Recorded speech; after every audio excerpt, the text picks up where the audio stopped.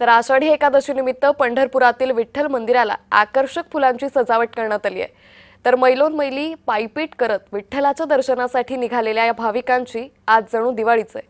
पांडुरंगाच्या ओढीनं त्याच्या भेटीसाठी पंढरपुरात आलेल्या वारकऱ्यांनी आपली सेवा विठ्ठलाचरणी रुजू केली आहे। या निमित्तानं थेट पंढरपूर विठ्ठल मंदिराच्या गाभाऱ्यातून आढावा घेतलाय आमचे प्रतिनिधी प्रशांत सागवेकर यांनी। याचसाठी केला होता अट्टहास। अखेर तो दिवस जवळ आला।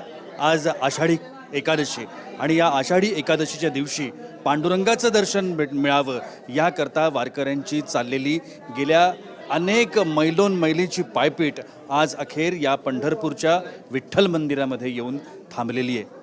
विठ्ठलाचे दर्शन घेण्याकरता, आपल्या पांडुरंगाचं दर्शन घेण्याकरता ही सगळी मंडळी आत्ता या मंदिरामध्ये आहेत। माझ्या पाठीमागं तुम्ही पाहताय विठ्ठलाचं ते सावळं गोजीर रूप, याची देही याची डोळा पाहण्याकरता या वारकऱ्यांनी गर्दी केली आहे। गेल्या अनेक दिवसांपासून, अनेक महिन्यांपासून या पद्धतीची ही वारी पार पडावी आणि आपल्याकडून जन्मात एक तरी व्हावी, सुफळ संपूर्ण व्हावी याकरता या वारकऱ्यांची धडपड सुरू असते।